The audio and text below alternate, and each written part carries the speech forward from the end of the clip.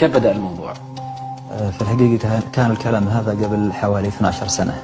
12 سنة؟ نعم.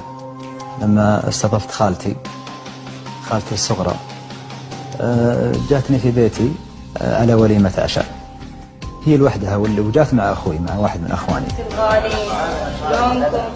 اخباركم؟ أقول مسفر، ترى هذا العصير مخصوص عشانك، جعله بالعافية إن شاء الله.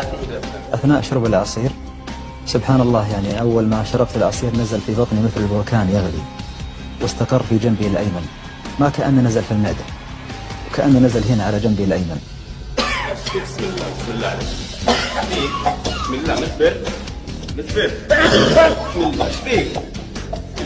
وقتها انقطاع عن النفس، حالة إغماء، طحت على الأرض.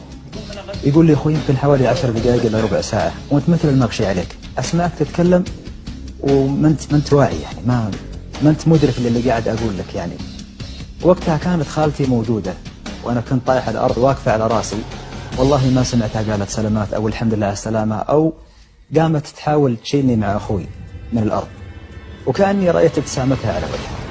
وأخوي وقتها يعني مرتبك، ما أدري وش اللي حاصل علي. يعني هي اللي جابت العصير لك؟ هي اللي جابت العصير من داخل البيت.